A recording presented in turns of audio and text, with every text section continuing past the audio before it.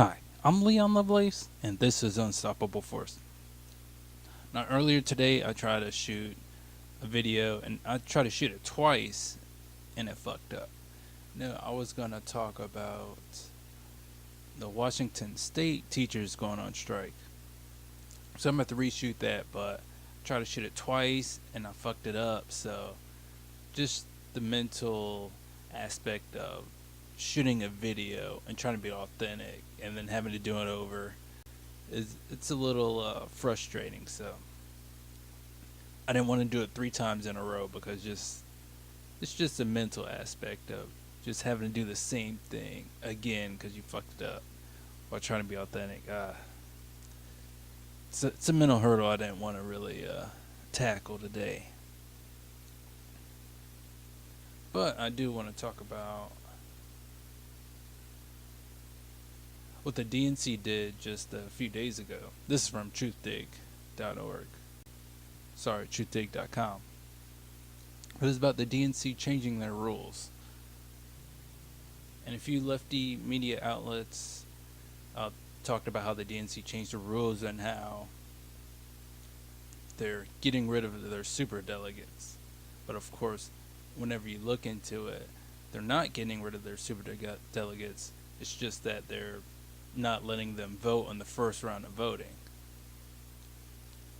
So even though a lot of progressive people say one reform that we the people need is for the Democratic Party not be able to overthrow the will of the voters, the people in the DNC say, not so fast, because I think some of you might have probably seen Donna Brazile mention that, and Jimmy Dore talked about how she's gaslighting us by saying, oh, they're at-large delegates and they still need to have a say in the process and all the other bullshit she's talking about. Or she goes on about.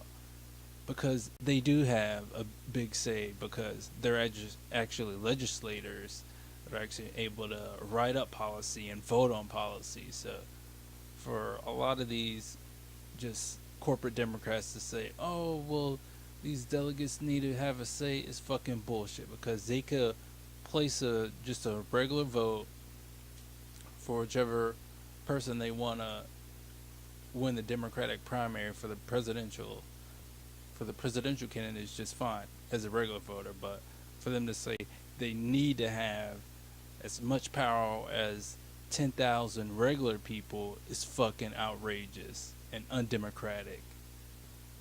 And it's one reason why the Democratic Party is not a party of the people anymore. They used to be, and they claim that they are, but just from that fact alone that they need to make sure they have a way to say, well, these select few people have as much power as 10,000 people is fucking ridiculous.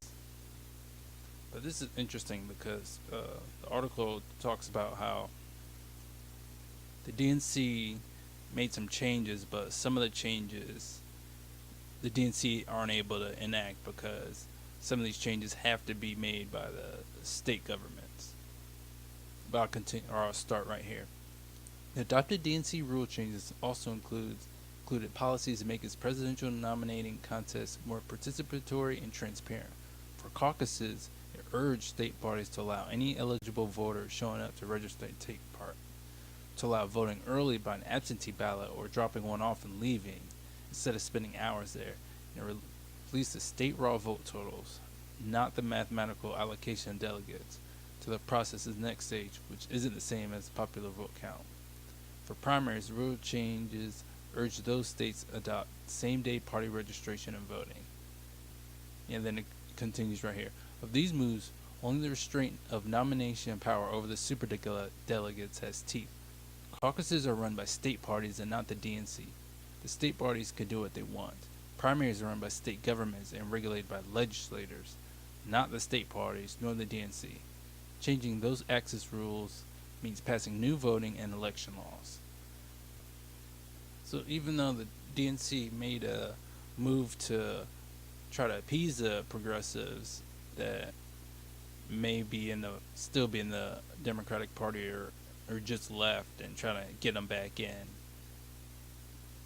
one thing is they still had their super delegates in place just in case a vote does go to the second round. Number one, and number two, a lot of you probably seen the news about how just short while ago, maybe two weeks ago or so, the DNC like quietly voted to get rid of fossil fuel lobbyist money, and then just maybe a couple weeks or a month after they got rid of that money, they brought it back in. So for a political standpoint, that's even fucking worse than just not even getting rid of the fossil fuel money in the first place. Because why the hell are they killing fossil fuel money and then bringing it back? It just looks even more ridiculous and corrupt to say, "Oh, we're going to get rid of this corrupting influence of this part of our party," and then say, "Oh, well, it's okay. Let's bring it back." So I think that the DNC could actually reverse this too. So even though it's good they're doing it, well, it's a half measure, and half measures are shitty. So it's not really all that great because they didn't just kill super delegates.